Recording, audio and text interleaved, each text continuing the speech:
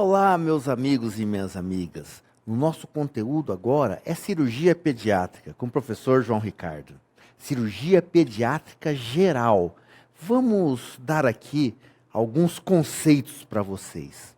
O que eu preciso saber na cirurgia pediátrica geral? Alguns conceitos práticos que vão ajudar a gente a entender melhor a fisiopatologia do doentinho pediátrico que vai ser operado. Lembra que esse paciente pediátrico, a criancinha, ele não é um adulto pequeno.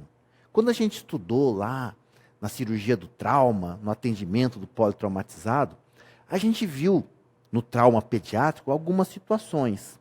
Só que agora, aqui na cirurgia pediátrica, nós precisamos lembrar o seguinte, que muitas vezes nós vamos ter que operar pacientes ou crianças que acabaram de nascer, são recém-natos, e às vezes eles são prematuros. Então, eu tenho um pacientinho como esse, por exemplo, eu preciso submeter um ato anestésico e um ato operatório. E algumas coisas, elas são importantes. Ah, mas você não falou de recém-nato e prematuro lá na cirurgia do trauma. É, porque é muito difícil um recém-nato ser submetido a um trauma de alta energia cinética, a não ser que caia da mão do parteiro e faça um TCE. Parece uma situação absurda, mas pode acontecer. Mas vamos falar agora, sem brincadeiras, do nosso paciente cirúrgico pediátrico como um todo, e dando uma ênfase toda importante para aquele recém-nato. Legal? Vamos lá, gente. Vamos falar algumas coisas. O sistema respiratório. Eu vou fazer aqui algumas analogias para vocês sobre o trauma da criança. A gente sabe que a traqueia anteriorizada, ela é mais fininha, o tubo não precisa de CAF, tudo isso é verdade. Mas algumas coisas são muito importantes do ponto de vista prático. O recém-nato, ele respira basicamente pela narina. Então não vou colocar uma sonda nasogástrica nele, precisa ser orogástrica. As vias aéreas, elas são finas e elas também são muito secretantes. Então obstrução por rolha, obstrução por muco, ela é comum lá no berçário e tal. E você imagina um paciente num pós-operatório, que a própria indução anestésica, o próprio anestésico, às vezes inalatório, ele pode modificar a qualidade do muco que tem pulmonar. Os cílios estão comprometidos e aí eu posso ter essas obstruções. E além do que, o recém-nato ele tem um consumo de oxigênio enorme. Aliás, ele é uma situação, a criança, ele está num metabolismo extremamente exagerado. Ele precisa de muita energia para sobreviver, para crescer, para amadurecer os seus sistemas. E além do que, 90% da respiração dele é diafragmática. Então, se eu tenho uma cirurgia de abdômen superior, distensão abdominal, eu tenho comprometimento da função ventilatória, muitas vezes necessitando de um suporte ventilatório importante. Então, o sistema respiratório ele deve ser muito levado em consideração. O sistema cardiovascular também, ele não está totalmente maduro. E o miocárdio do neonato, ele tem uma característica. Ele mantém o débito cardíaco às custas da frequência cardíaca. Ele tem uma capacidade limitada de fazer aumento do seu volume sistólico. Então, eu preciso muito da frequência cardíaca para manter esse débito. Então, situações em que eu preciso de um maior débito cardíaco, eu vou ter a frequência cardíaca aumentada. Além do que, os prematuros, 50% deles ainda têm o ducto arterioso pérvio. Eles ainda não estão fechados. E quando estão fechadas, se eu jogo um volume excessivo, eu tenho a capacidade de abrir esse ducto arterioso, causando aí situações como hipertensão pulmonar, entre outras. Vamos lá, gente. Vamos continuando aí os nossos dados para a gente verificar. Sistema nervoso central. Está aí uma situação interessante e importante. Temos que saber que existe uma maior incidência, uma maior possibilidade de fazer hemorragia intracraniana no recém-nato. principalmente no prematuro, porque os vasos ependimários eles não estão ainda adequadamente desenvolvidos. Se eles têm alguma alteração que eu posso fazer, ou eu fiz uma rápida infusão de colóide, hiperosmolar, ou causei hiponatremia, levou a acidose, ventilação positiva, também aumenta a possibilidade de ter sangramento no sistema nervoso central. E além do que, os anestésicos, alguns deles, eles são depressores do sistema respiratório. Poxa vida, respiração diafragmática, pulmãozinho ainda não está maduro, frequência cardíaca, dificuldade de manter o débito, e eu tenho ainda possibilidade de fazer hemorragias intracranianas conforme a quantidade de volume. Então isso torna com que o meu manuseio precise ser muito rigoroso ali no nosso recém-nato. Além do que, nós temos o problema da homeostase térmica. A gente sabe que a manutenção de temperatura é um elemento extremamente crítico. E em relação ao peso corporal, existe uma grande superfície corpórea, com imaturidade do nosso sistema nervoso simpático para manter o nosso fluxo sanguíneo cutâneo. Além do que, essas crianças têm pequena reserva de gordura subcutânea, tão intenso anabolismo. Então, é um desafio para a gente manter a homeostase térmica. E a hipotermia causa alguns problemas, entre eles a coagulopatia. Então, por isso que você vê lá no centro cirúrgico de cirurgia pediátrica, a sala é quente.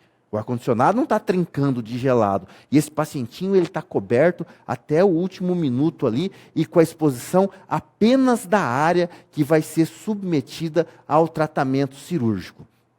Nós temos uma perda de calor. Imagine uma situação dessa, lá está a nossa criancinha, um recém-nato, que ele precisa ser submetido ao tratamento cirúrgico e está totalmente exposto. Olha, você tem uma exposição de grande superfície que é para a criança.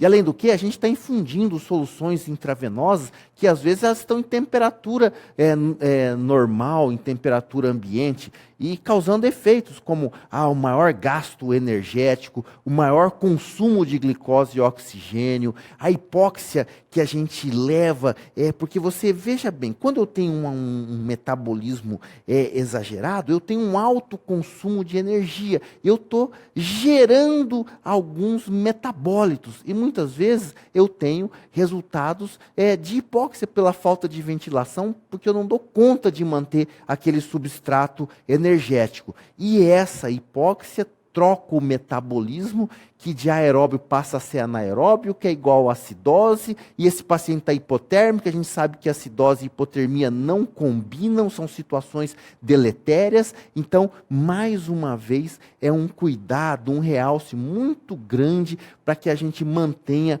homeostase térmica. É o aumento da resistência periférica, a depressão do sistema nervoso central, e é óbvio, principalmente, a coagulopatia, a gente viu isso lá na cirurgia do trauma, que a hipotermia levava a coagulopatia, e não é diferente aqui no nosso paciente pediátrico. Além do que, nós temos algumas situações que são fisiológicas, somente na série vermelha. A concentração de hemoglobina do recém-nato, logo após o nascimento, ele é diferente. 18% da hemoglobina, ela é hemoglobina fetal. Ela tem uma maior afinidade ao oxigênio. Nos primeiros 6 meses, eu tenho uma maior destruição da hemoglobina e uma menor produção. Então, eu tenho uma anemia fisiológica. E lembra que nos recém-natos e prematuros, eu tenho um déficit da produção de fatores de coagulação dependentes de vitamina K. Então, lá no berçário, lá no neonato, lá no nosso pacientinho que é prematuro, se ele precisa ser submetido a algum procedimento, eu preciso repor essa vitamina K para ele, que eu tenho também um estado de hipocoagulabilidade. Já pensou? Eu tenho hipocoagulabilidade por causa da deficiência de vitamina K e de seus fatores que são gerados por ela. E também a hipotermia, expondo esse paciente, leva à hipocoagulabilidade. Então, atenção redobrada nisso, porque um procedimento operatório, eu preciso de ter a hemostasia em boas condições. A agroeletrólise também é um outro grande cuidado que nós precisamos ter. No adulto, nós temos lá as nossas fórmulas, mas na criança, a distribuição da água corporal em relação ao peso é diferente no adulto. Por exemplo, no adulto, 55% do peso é água. Na criança, não. No prematuro, eu tenho 80% é água. 1 ano, 65%. Com 2 anos, eu já tenho 55%, como é no adulto. E nós temos algumas relações aí do volume plasmático intravascular. 8% do peso do adulto é volume plasmático, é volume circulante. Agora, nas crianças, isso passa-se a 8%. Então, na criança, 80 ml por quilograma é de volume plasmático. Isso tem a sua certa importância na hora das perdas volêmicas que a gente possa ter, tanto em acidentes hemorrágicos, mas como também em perdas volêmicas intraoperatórias. Tá? Precisamos saber isso para fazer uma reposição adequada. A água total corpórea, nós sabemos dos compartimentos, não muda do adulto. Compartimento líquido extracelular e líquido intracelular. Líquido intracelular, potássio. Líquido extracelular, sódio. 1/3 extracelular, 2/3 intracelular. E a função renal do recém-nascido, ele é diferente do adulto. Ele tem uma baixa taxa de filtração glomerular, uma baixa capacidade de concentração urinária. Então ele tolera menos a desidratação. Porque quando nós estamos com um estado de depressão, nós adultos, a nossa urina se concentra. E eu consigo manter o meu volume plasmático circulante. A criança não. Eu não tenho essa capacidade toda de concentração. Então, eu estou com pouco volume circulante e meu rim mandando para fora o que eu necessitaria. Então, isso faz com que nós tenhamos um cuidado muito grande no controle de água e eletrólitos dessa criança. Felizmente, grande parte dos procedimentos operatórios, as crianças voltam à dieta oral quase que imediatamente elas acordarem. E os mecanismos naturais, fisiológicos, eles acabam concentrando. Mas imagine a criança que não tem a dieta oral reconstituída ou reintroduzida imediatamente. Eu preciso estar ali na ponta do lápis. Chama o Dr. Vinícius para fazer essas contas e fazer o controle para vocês desse pacientinho cirúrgico lá no berçário, na UTI neonatal, que é de suma importância. E eu preciso ter uma quantidade de diurese normal para eliminar o que não serve. Diferente do adulto. Do adulto, meio ml por quilo-hora está bacana. No recém-nato tem que ser de 2 a 4 ml. E na criança maiorzinha, de 1 a 2 ml por quilo-hora. Isso aí a gente vê lá quando a gente estuda a criança chocada, quando a gente estuda o adulto chocado, qual o índice de diurese legal que a gente fala, tá beleza, tá mantendo aí a célula perfundida, aquelas coisas. Então a gente vê que eu preciso de uma quantidade de diurese maior nas crianças e muito maior nos neonatos, que diria dos prematuros. Além do que, eu tenho necessidades que são basais, não só das perdas.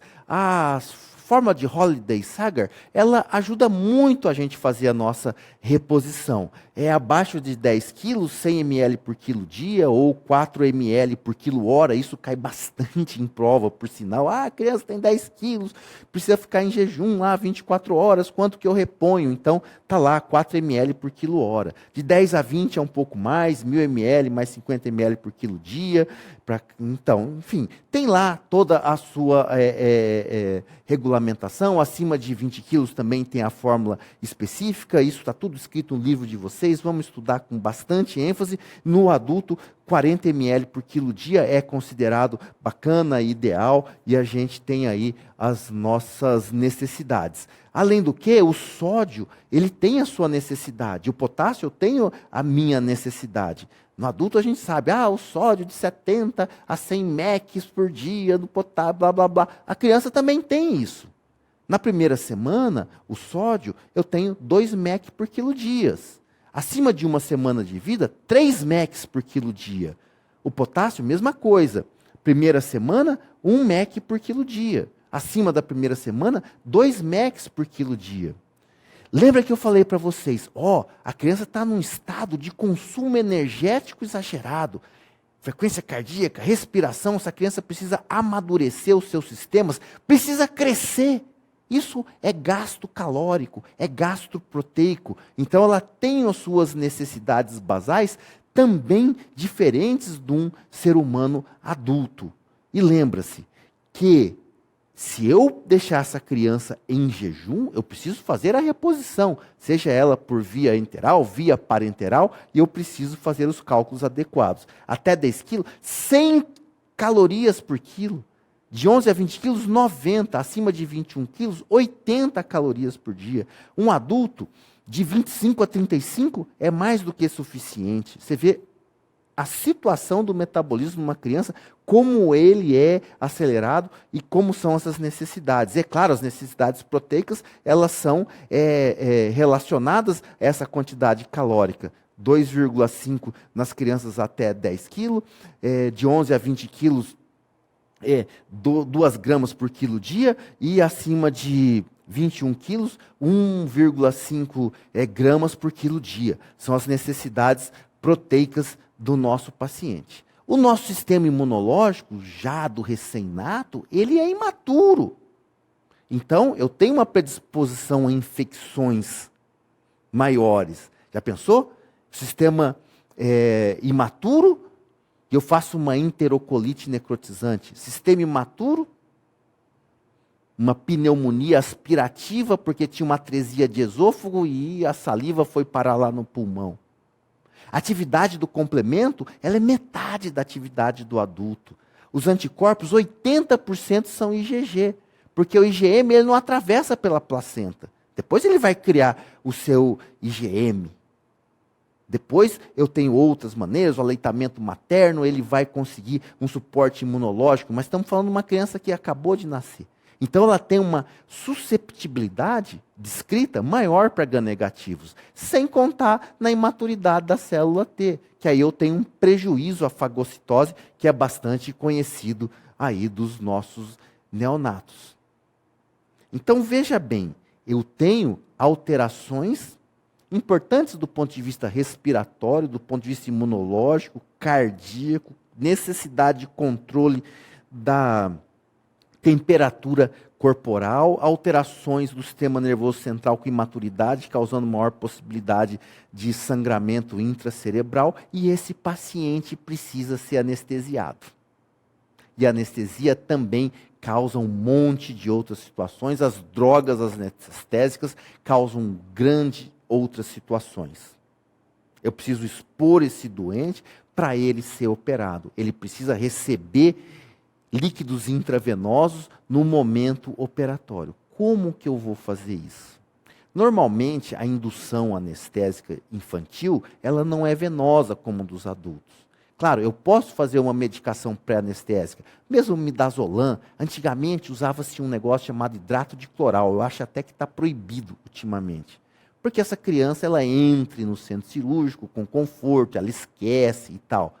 Só que o paizinho, a mãezinha, ele precisa estar muito confiante. Ele precisa estar tranquilo, porque aquela ansiedade do pai, da mãe, imagine você com o seu filho que acabou de nascer, era uma grande festa, e você precisou com que ele fosse submetido a um tratamento cirúrgico. É uma situação indesejável. Então, todo o carinho, todo o acolhimento, eles fazem parte até de uma resposta metabólica ao trauma menor, para que a agressão seja menor. A indução anestésica normalmente é feita por via inalatória. Lá os agentes inalatórios, eles são extremamente bem-vindos e utilizados em crianças, para que faça o seu suporte. A gente precisa, dentro desse preparo, normalmente os exames eles não são necessários, o exame clínico ele é necessário, não precisa fazer risco cirúrgico com o cardiologista, essa coisa toda, mas a gente precisa levar em consideração as características anatômicas, fisiológicas e as patológicas, porque às vezes eu estou operando uma atresia de esôfago, mas a gente sabe que a atresia de esôfago eu tenho alta possibilidade de eu ter cardiopatia associada, em torno de 25%. Qual será o grau de hipertensão pulmonar que essa criança tem? É uma grande ciência, não é verdade? Lembra que eu posso fazer, junto à anestesia geral, bloqueios locorregionais para diminuir a dor. Então, quando eu opero hérnias inguinais, criptorquidia, eventualmente uma fimose estrangulada, membro inferior, a anestesia caudal, que é uma peridural sacral, ela é muito utilizada e muito bem-vinda como controle da dor e como maneira de trazer um pós-operatório mais confortável. Raquianestesia lá dentro, subaracnoide dentro, não existe em criança. Existe a anestesia caudal, que é um tipo de anestesia peridural. O jejum pré-operatório, da mesma maneira que é feita num adulto, os protocolos fast track que hoje em dia limitam o jejum pré-operatório também são utilizados para criança. Na maioria das vezes, as crianças estão amamentando, então até 28 dias, em torno de 4 horas sem o leite materno é suficiente. Crianças passando desses 28 dias até 2 anos, dificilmente mama após 2 anos, nós já temos um jejum de 6 horas do leite materno. Agora, os sólidos, que são o leite de origem animal, seja de cabra, seja de vaca, e derivados de outros, a gente realmente, em crianças menos de 6 meses, os sólidos são 4 horas, de 6 a 36 meses, 6 horas, acima de 36 meses, nós temos ali 8 horas que a gente faz de jejum para sólidos. E os líquidos claros, né, soluções com maltodestrina, chá, água, um suco sem polpa, é um suco sem resíduo, de caixinha, a gelatina, 2 horas em crianças abaixo de 6 meses e 3 horas nas crianças maiores, muito parecidos como a gente se usa hoje em dia nos nossos adultos. A medicação pré-anestésica, como eu falei para vocês, ela pode ser utilizada. O habitual é o midazolam, a segurança, o diálogo, o aquecimento, o controle da dor. E a gente usa muito a chamada escala da dor, que nem eu trouxe aqui para vocês, para a gente quantificar a necessidade de analgésico pós-operatório. Após 7 anos de idade, a gente pode qualificar a dor de 0 a 10. Mais abaixo de 7 anos, é utilizado as carinhas. Criança sorrindo, não está sem dor, e assim por diante. Meia séria, está com dor. Agora, criança chorando incoercivelmente, está com uma dor horrorosa e ela precisa ser medicada adequadamente para que a gente tenha aí conforto pós-operatório, menor resposta metabólica ao trauma. Depois eu tenho o procedimento realizado, a minha recuperação pós-anestésica na sala de recuperação, aquecer bastante a criança. Se ela não tiver uma condição que limite a dieta, ou seja, não operei uma enterocolite necrotizante, não fiz uma anastomose esofágica, acordou, está com os reflexos, mãezinha, dá o peito para o nenê. Operou estenose hipertrófica do pilore, hérnia inguinal, enfim, dieta mais precoce possível. Os cuidados pós-alta precisam ser muito bem orientados para a família dessa criança, no seu ambiente.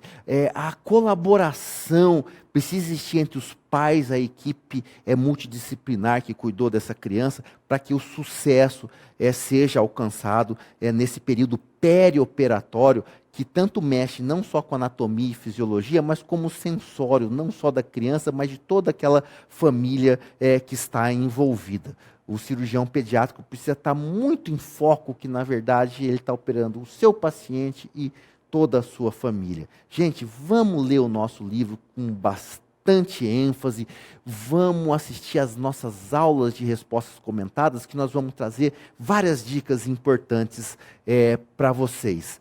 Então, esse foi o que eu trouxe e preparei para vocês da cirurgia pediátrica geral, para que seja uma grande introdução, para que a gente aprofunde nos demais temas. Olha, boa sorte e até a próxima.